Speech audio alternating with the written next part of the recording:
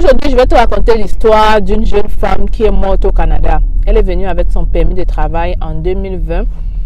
Et hier ou avant-hier, bref, il y a quelques jours, on a annoncé aux journaux comme quoi elle a été assassinée. Ce n'est pas la seule. On ne sait pas ce qui se passe dans le côté du Cameroun, mais trop de problèmes. Je te raconte dans l'histoire de cette jeune dame juste après le générique.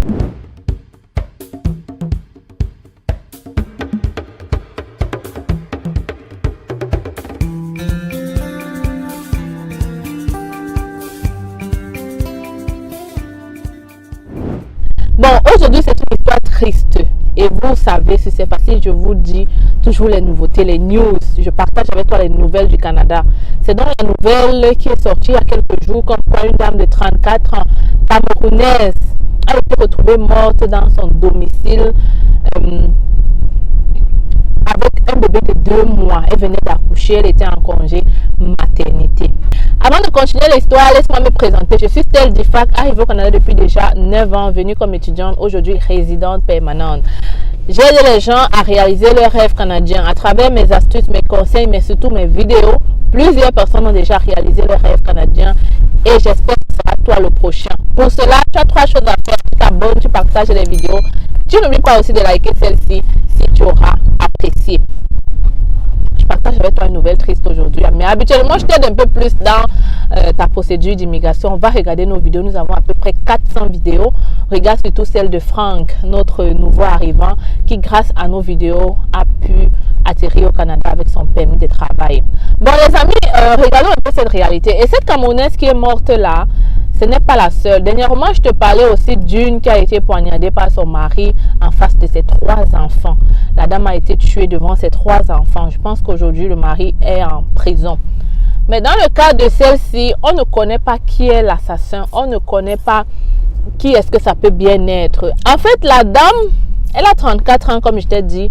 Elle est arrivée en 2020. Elle venait d'accoucher d'un enfant. L'enfant avait 2 mois. Et donc, elle a pris un congé maternité. Elle est arrivée comme préposée aux bénéficiaires dans une région. Elle travaillait dans une région de Montréal, dans ce qu'on appelle les maisons de retraite. Et elle a donc pris son congé de maternité. Pour ceux qui ne savent pas c'est quoi, quand tu accouches au Canada, tu as la possibilité de rester à la maison à peu près 1 an. Ça se partage avec le père de l'enfant et tout. Mais c'est payant, ok? Donc, elle était chez elle avec son bébé qu'elle venait d'avoir 2 mois. Et puis, le père de l'enfant, c'est lui qui a contacté la police, de ce que je pense, ok? C'est lui qui a appelé la police et on est venu découvrir le corps devant la porte. Les policiers pensent qu'il s'agit d'un meurtre parce qu'on a l'impression qu'elle fuyait même son agresseur. Chose bizarre, l'enfant aussi vient de décéder. Ce genre d'histoire fait mal au cœur. C'est triste. On se demande qu'est-ce qui s'est passé. Surtout quand tu regardes les réponses. Il y a eu une personne qui a dit que la dame était tellement calme. Elle était réservée. Elle était joviale. Elle aimait danser. Elle aimait travailler. Donc, on n'arrive pas à comprendre réellement qu'est-ce qu'elle a bien fait. Qu'est-ce qu'elle a pu bien faire à une personne au point où cette personne l'en veut autant jusqu'à l'assassiner avec des coups de couteau, je pense. C'est tellement triste. Et de ce point, on dit qu'elle a dit qu'elle a fui le Cameroun parce que c'est un pays dangereux.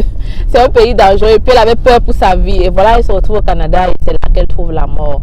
Elle avait laissé un fils au pays et elle travaillait tellement dur pour faire venir son premier enfant. Voilà, aujourd'hui, elle s'en va en laissant toute cette famille endeuillée, en laissant toutes ces pertes. Et en plus, jusqu'ici, je ne sais pas pourquoi est-ce que l'enfant aussi a perdu la vie. On n'a pas donné plus d'explications que ça. On aimerait bien comprendre qu'est-ce qui s'est passé après. L'enfant avait déjà quand même 2 mois. Ce n'était pas un enfant de 1 jour. Donc, qu'est-ce qui a encore bien pu se passer? On ne sait pas, ok?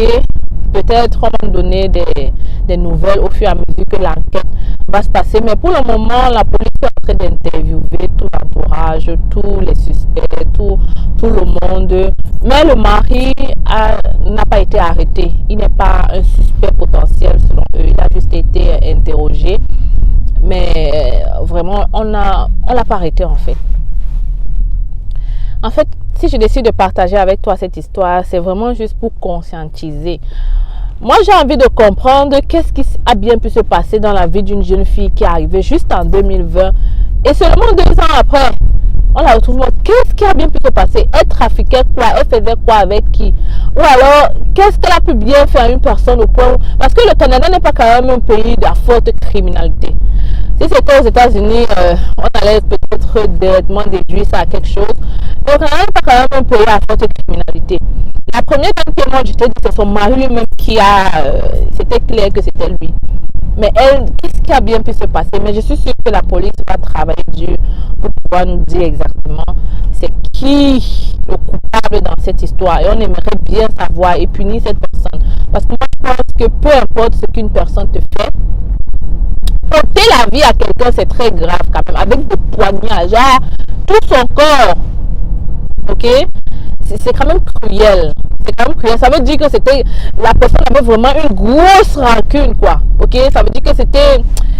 Parce que faire ça quand même, il faut du courage. Et il faut vraiment avoir...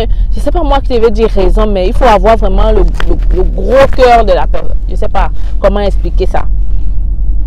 Mais j'ai bien envie de comprendre. Parce qu'elle gagnait assez bien sa vie. Elle gagnait bien sa vie. Donc je pense pas qu'elle était pauvre au point où elle a... Qu'est-ce qui a bien pu se passer? Dis-moi qu'est-ce que tu penses. D'après toi, ça peut être quoi? Quelle peut bien être la raison de ce meurtre-là? Je perds même mes mots. Parce que je n'arrive pas à imaginer la famille. Elle était l'espoir de toute une famille. Peut-être qu'on a même cotisé pour la faire venir. Et maintenant comme ça, parce qu'elle disait qu'elle travaillait fort pour sa famille qu'elle a laissée derrière. Est-ce que c'est une histoire d'emprunt et maintenant ça s'est mal passé? Parce qu'on sait que ces histoires de travail là, parfois il y a souvent trop de trafic. Qu'est-ce qui s'est passé?